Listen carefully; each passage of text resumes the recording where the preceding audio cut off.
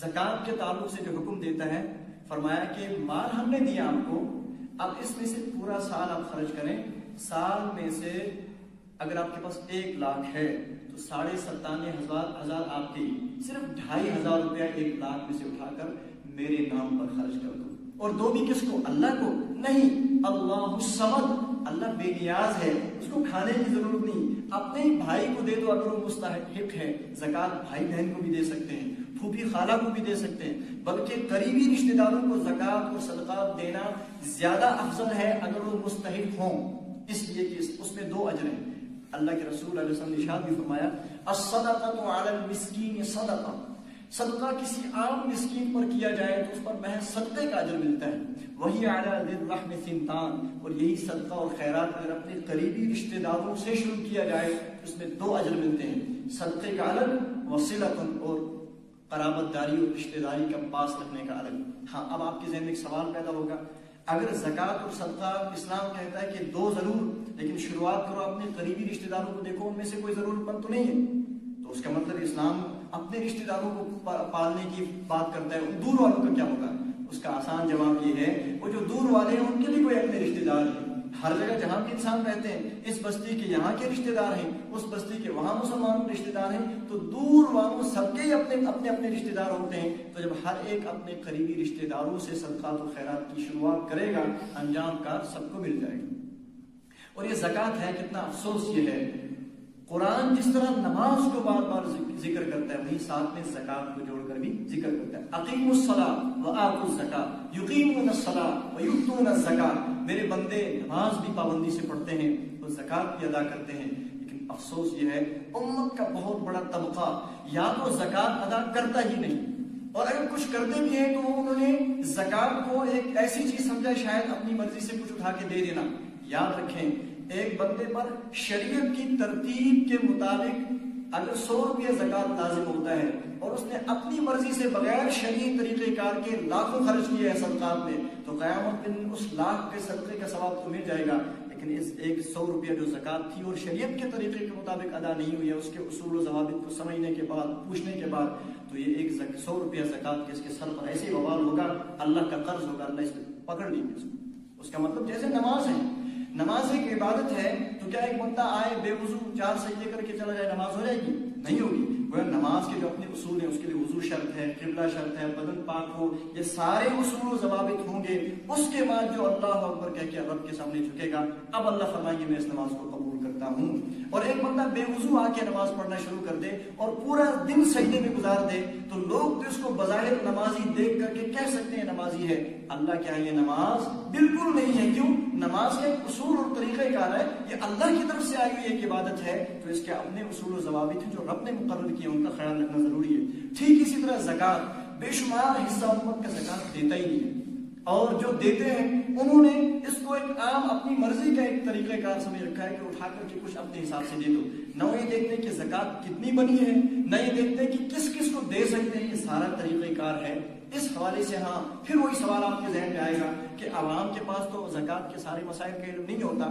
تو ٹھیک ہے، علم نہیں ہوتا، اتنی فہم تو ان کے اندر ہے کہ وہ علماء سے پوچھیں. اس لیے ہر جگہ قرآن پاک نے اس بات کی تعلیم دی ہے، فاسألوا اہل الذکر. تم چاہے کتنا بھی اہل علم کو اپنے اعتبار سے ان کی ضرورت محسوس نہ کرو، لیکن اللہ فرماتا ہے کہ فاسألوا اہل الذکر. میرے دین کو کے ماہرین سے آپ نے پوچھنا ہوگا، ان سے تعلق رکھنا ہوگا. تو زکات میں دوسرا درجہ وہ ہے جو زکات دیتے تو ہیں لیکن کوئی حساب ہی نہیں ہوتا اس کا. اور تیسرے وہ ہے کہ جو دینا تو درکنار اور زکات کو ایک ٹیکس سمجھتے ہیں، ایک جرمانہ سمجھتے ہیں، الیاذ باللہ. اور یہ قیامت کی علامات میں سے. اللہ کے رسول صلی اللہ علیہ وسلم سے جب پوچھا گیا تھا قیامت کب آئے، آپ نے فرمایا تھا مل مسئول عنہا بعالم من السائل. بس جتنا مجھے علم ہے اتنا ہی پوچھنے والے کو بھی علم ہے. قیامت کب آئے گی اس کا ایکوریٹ وقت اور دن اللہ ہی بہتر جانتے. پھر پوچھا تھا فاخبرنی عن اماراتها. اچھا قیامت کا اگر وقت 100% آپ کو معلوم نہیں ہے، اس کی علامات کیا ہیں؟ پھر آپ نے اس میں سے جو 15 علامات گنائیں، اس میں سے ایک فرمایا تھا اذا اتخذ الفیء دولا والامانۃ مغنما والزکاۃ مغربا. جب میری امت کے لوگ مسلمان زکات کو ٹیکس اور جرمانہ سمجھنا شروع کر دیں تو سمجھو قیامت قریب آ چکی ہے.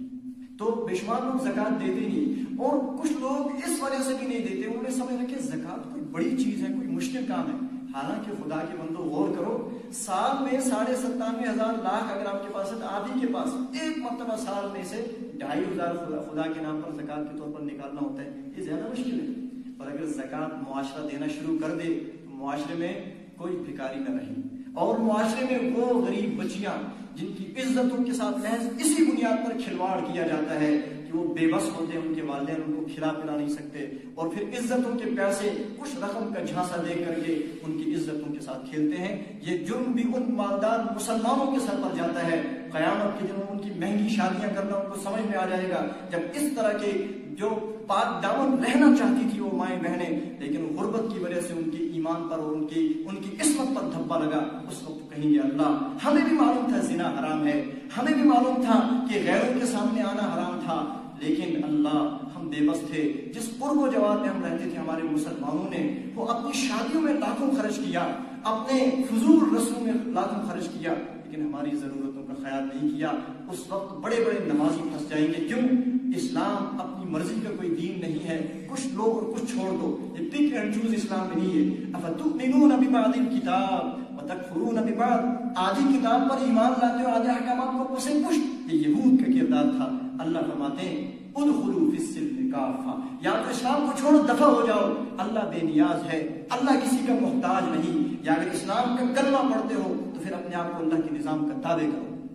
یہ وہ باتیں ہیں جو درد دل کے ساتھ کہنی پڑتی ہیں، اس لیے کہ امت کے ایسے احوال ہمارے سامنے ہیں، ایسی ماؤں بہنیں کے حالات ہمارے سامنے ہیں جن کے واقعات ہمارے سامنے آئے۔ اس کو بڑا کی بات میں پہلے بھی سنا چکا ہوں، یہاں کی ایک ماں اپنی جوان بچیوں کو لے کر ایک دکان پہ جاتی ہے، قریب ایک مفتی صاحب سے رابطہ ہوا، انہوں نے کہا کہ اب اس دکاندار نے ان کی ضرورت کا سامان دیا، آخرکار اس نے پیسے مانگے، اور مانگنا تھا، تاجر ہے، اس نے کہا کہ ہمارے پاس کچھ نہیں ہے۔ اس نے کہا پھر میرا سامان کہاں، اس کا کیا بنے گا؟ اس نے پھر بے بس ہو کر اندازہ لگاؤ اس ماں کی بات کا کیا جواب دے گا کوئی مسلمان؟ اس نے کہا ہمارے پاس رقم نہیں ہے، میری جوان بچی کو لے لو۔